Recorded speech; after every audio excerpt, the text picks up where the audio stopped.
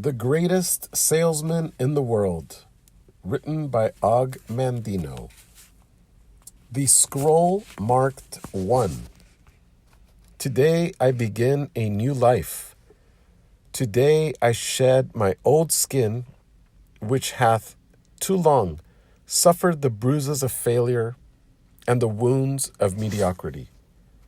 Today I am born anew, and my birthplace is a vineyard where there is fruit for all.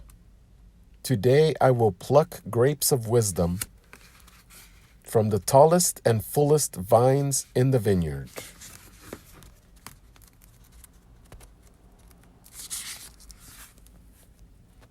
For these were planted by the wisest of my profession, who have come before me, generation upon generation. Today I will savor the taste of grapes from these vines, and verily I will swallow the seed of success buried in each, and new life will sprout within me. The career I have chosen is laden with opportunity, yet it is fraught with heartbreak and despair. And the bodies of those who have failed, where they piled one atop another, would cast a shadow down upon all the pyramids of the earth. Yet I will not fail, as the others, for in my hands I now hold the charts which will guide me through perilous waters to shores which only yesterday seemed but a dream. Failure no longer will be my payment for struggle.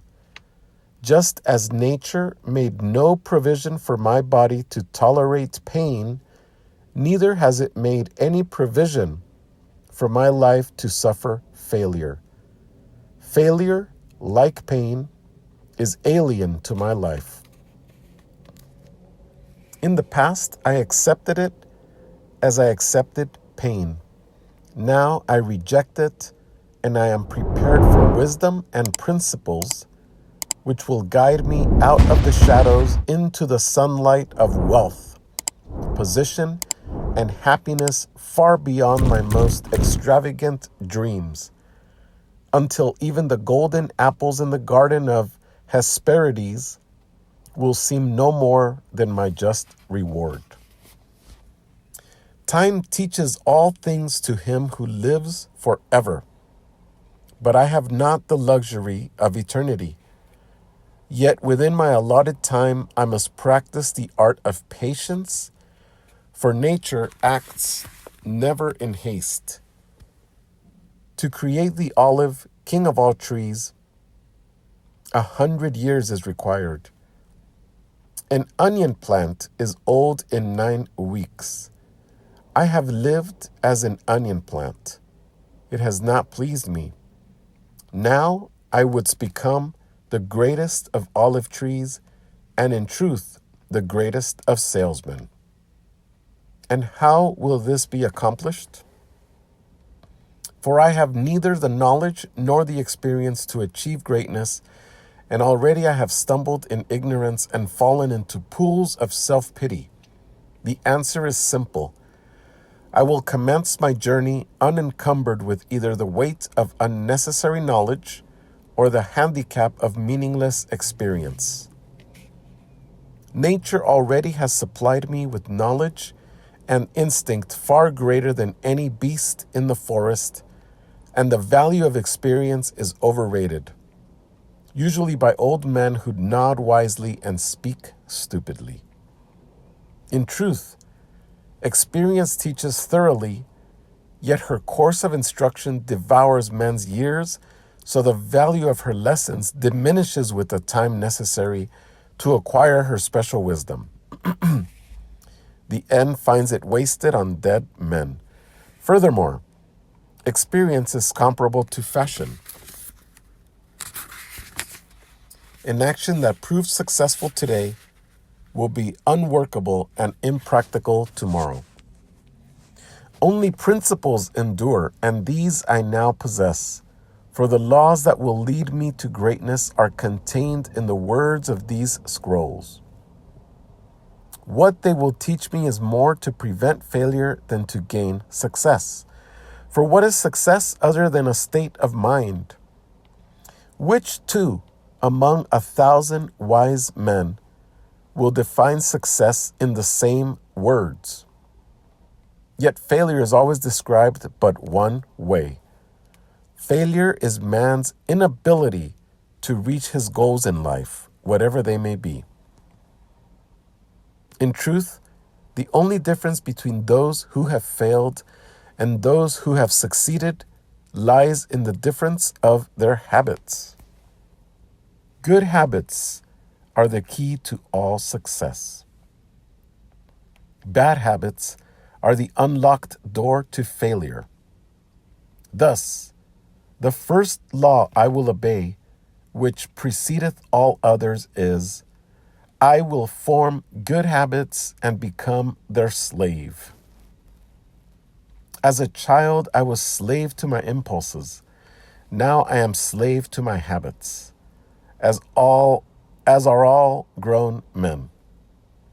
I have surrendered my free will to the years of accumulated habits, and the past deeds of my life have already marked out a path which threatens to imprison my future. My actions are ruled by appetite, passion, prejudice, greed, love, fear, environment, habit, and the worst of these tyrants is habit. Therefore, I must be a slave to habit. Let me be a slave to good habits. My bad habits must be destroyed and new furrows prepared for good seed. I will form good habits and become their slave. And how will I accomplish this difficult feat? Through these scrolls it will be done, for each scroll contains a principle which will drive a bad habit from my life and replace it with one which will bring me closer to success. For it is another of nature's laws that only a habit can subdue another habit. So, in order for these written words to perform their chosen task, I must discipline myself with the first of my new habits, which is as follows. I will read each scroll for 30 days in this prescribed manner, before I proceed to the next scroll. First, I will read the words in silence when I arise. Then I will read the words in silence after I have partaken of my midday meal. Last, I will read the words again just before I retire at day's end. And most important on this occasion, I will read the words aloud. On the next day, I will repeat this procedure, and I will continue in like manner for 30 days.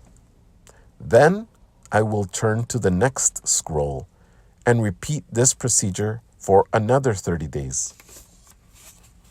I will continue in this manner until I have lived with each scroll for 30 days, and my reading has become habit.